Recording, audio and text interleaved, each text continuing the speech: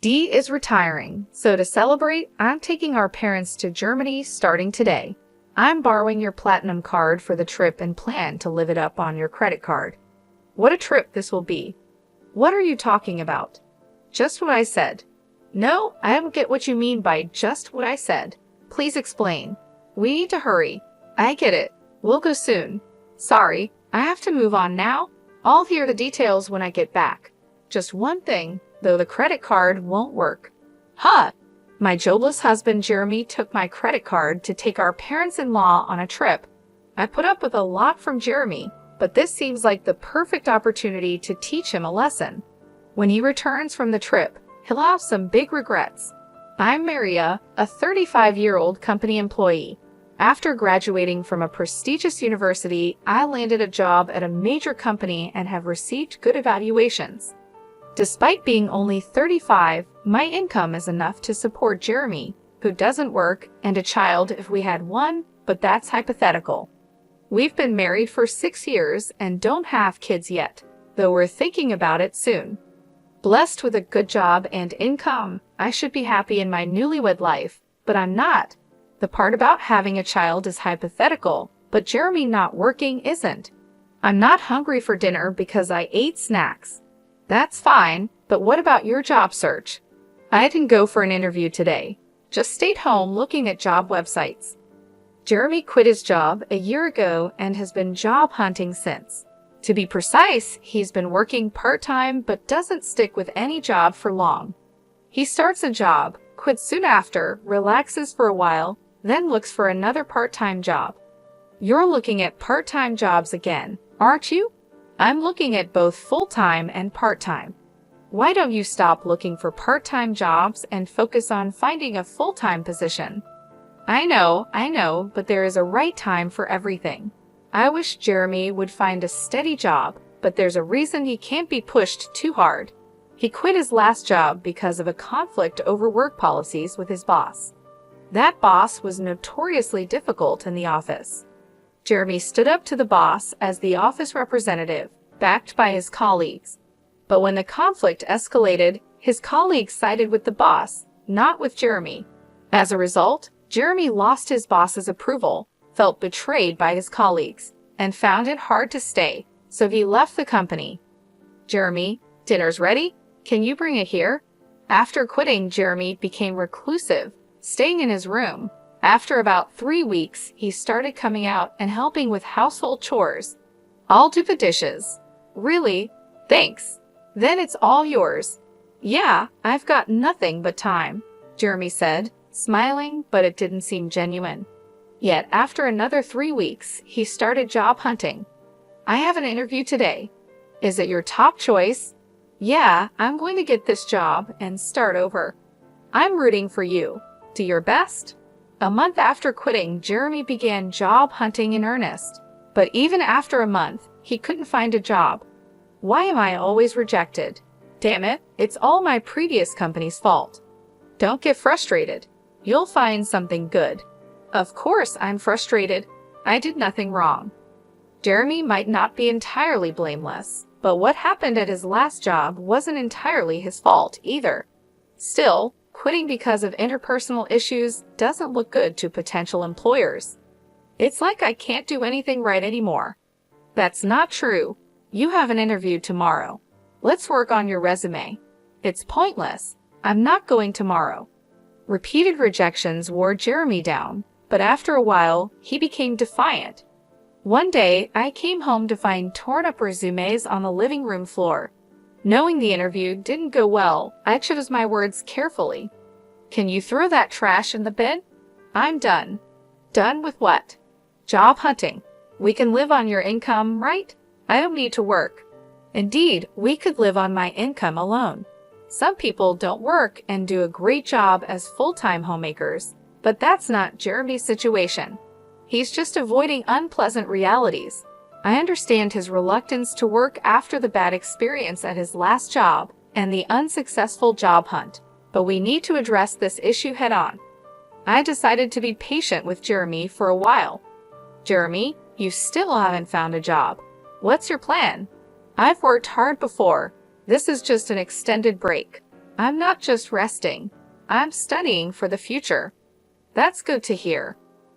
Living near my in-laws, Jeremy's mother, Linda, and father, Brandon, started visiting us more often after he quit his job. They were probably worried about him. Hearing that Jeremy was preparing for his next job, they seemed relieved, but that was a blatant lie. The beer will run out today. Can you buy some on your way home? It's running out again? You drink too much. Try to cut down a bit. Fine, I won't ask you again. I'll buy it myself. Jeremy wasn't studying or job hunting. He spent his days watching TV and drinking beer. He probably didn't want others to know he was unemployed. If I told my in-laws the truth, it might hurt Jeremy too much, so I decided to stay silent about whatever excuses Jeremy made. But he stopped job hunting for over 5 months, and I finally decided to speak up. Jeremy, maybe it's time to start job hunting. You seem more settled now. What? It's been less than half a year since the incident at my last job. You want me to work again after what happened? I just thought the break was a bit long. Stop nagging. You can't understand my feelings since your job is going well. I have my own struggles, you know.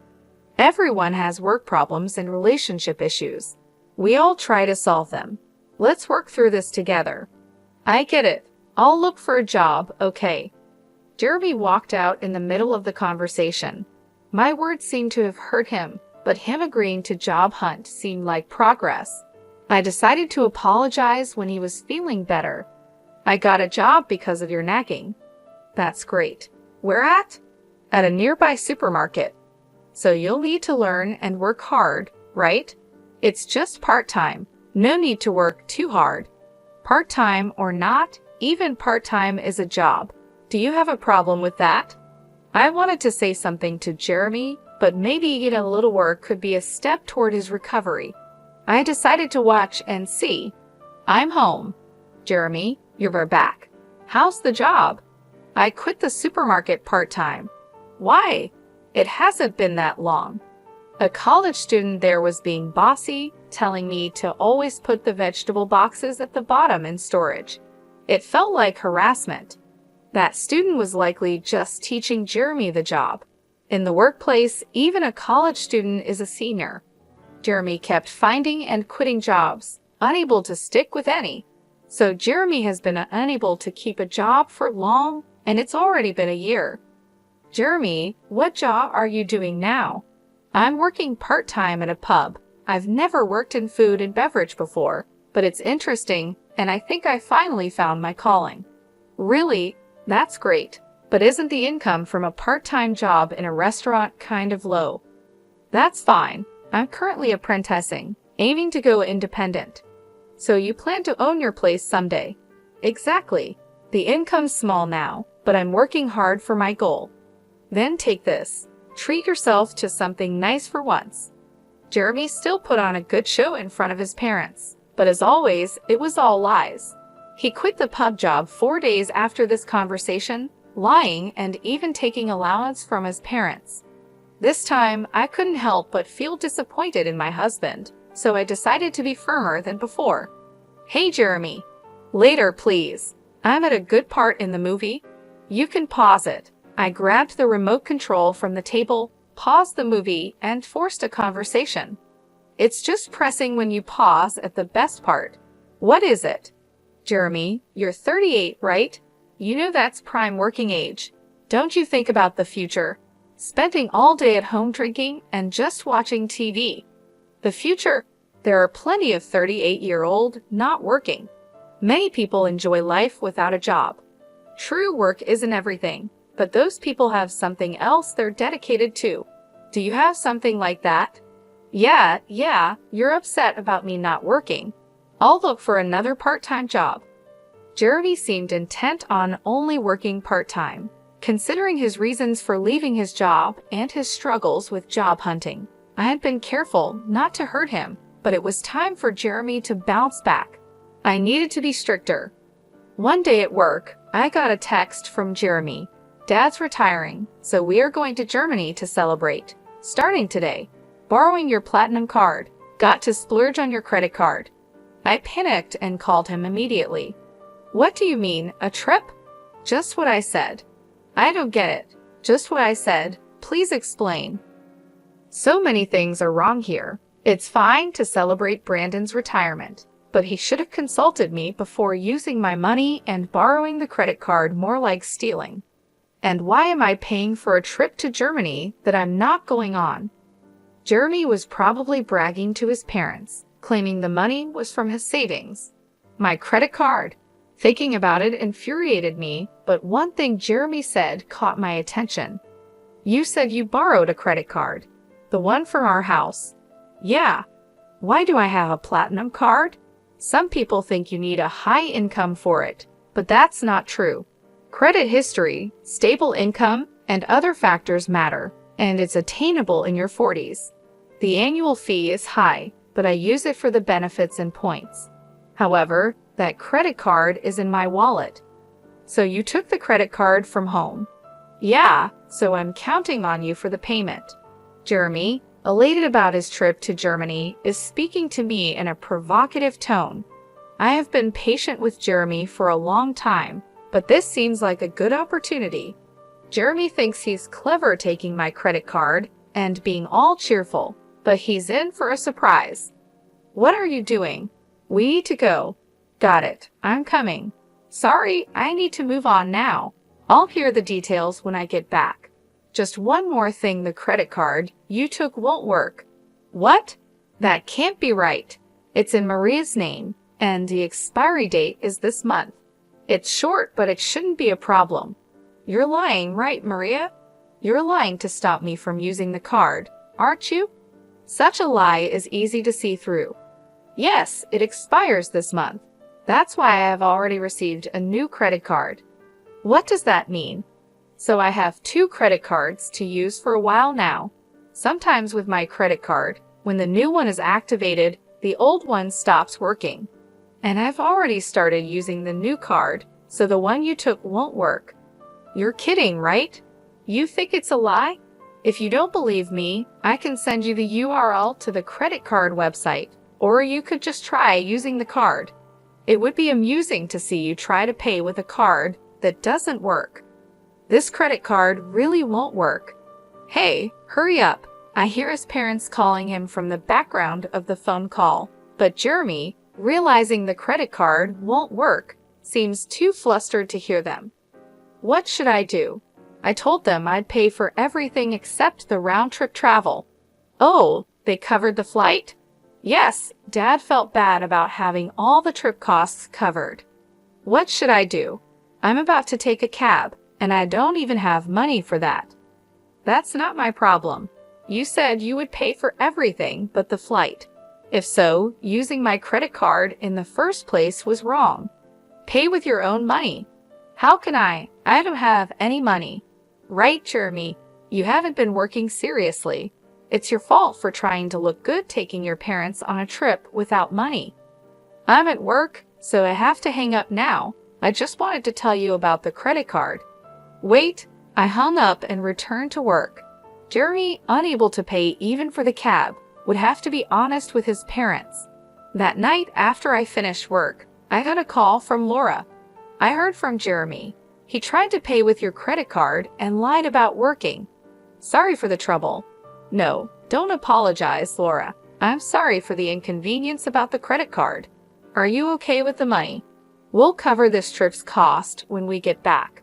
I'll make Jeremy apologize and find a job immediately. I'm sorry, Laura, but I'm considering divorcing Jeremy. Divorce because of this? It's part of it, but Jeremy has been taking money from me for a while. What? I stopped giving Jeremy money to curb his drinking. He started a part-time job and bought his own alcohol, but the salary from part-time work shouldn't be enough for daily drinking. Jeremy was taking money from my wallet to buy alcohol.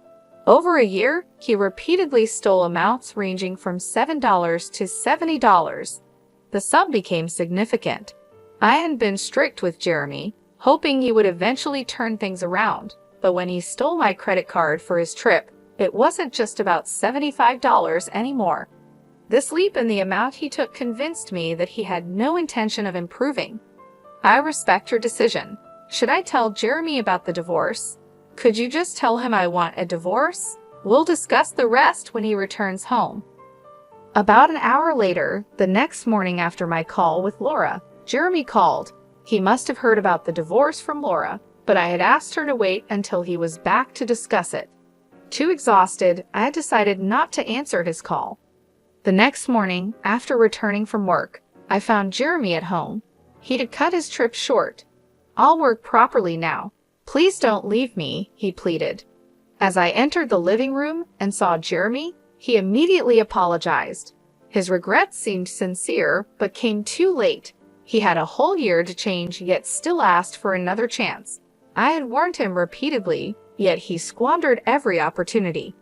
I'm not going to give Jeremy another chance because he gave up on me. My mind is made up. Can you leave? Please don't say that. If you don't leave, should I call someone to help you pack your things? I'll move out only if you can afford the rent here. Jeremy fell silent. He didn't even have the money for next month's rent, let alone an income. My words and the reality of the impending divorce made him realize the severity of his situation. With nothing to take, Jeremy seemed to be leaving the house, probably heading to his parents' place. I thought about asking if he had money for transportation, but Jeremy isn't a child. He should manage his own affairs, money or not. I sadly watched Jeremy leave the house. After leaving, Jeremy went to his parents' house. Later, I received a call from Linda. My parents-in-law let Jeremy stay for one night, but then asked him to leave the next day. They thought he might become too reliant on them if he stayed. Creating a situation where he must fend for himself was perhaps their intention. It must have been painful as parents to send their son away, but they made a tough decision for Jeremy's recovery. Kicked out from his parents' home, Jeremy came back to our house, pleading with me. "Please help me. I've got nowhere to go and no money." That's the result of your own actions. You need to handle it yourself. Everyone deals with their hardships. Maybe sometimes it's necessary to ask for help, but all you have done in the past year is abandon your responsibilities and do as you please. I didn't let Jeremy into the house and turned him away from the doorstep. The divorce eventually went through. Jeremy was reluctant, but with the support of his parents, it happened quicker than expected. I have no idea what happened to Jeremy after we split up. He's probably still jumping from one job to another and making excuses for himself. I used to think I'd feel lonely without him, but to my surprise, I didn't feel lonely at all. Instead, I felt a weight lifted off my shoulders. Living with Jeremy had been incredibly stressful. His attitude and constant need for reassurance kept me on edge. I was always walking on eggshells, afraid of saying something that might upset him. Now, without him around, I don't have to worry about that anymore. Without Jeremy, my life has become much more comfortable. I hadn't realized just how much of a burden our relationship had been. I was constantly trying to support him, both emotionally and financially, and it drained me. Now, I can focus on myself and my own well-being. I'm relieved that I didn't let Jeremy drag me down with him. I was always trying to help him, hoping he would change, but it never happened. Letting go of that responsibility has been freeing. I no longer have to cater to anyone else's needs or deal with anyone else's problems. I can finally live my life on my own terms, without having to accommodate anyone else. It's a fresh start, and I'm embracing it fully. I have more time for myself, more energy to pursue my own interests, and a clearer mind to think about my future. I'm grateful for this new chapter in my life, free from the stress and worry that Jeremy brought into it.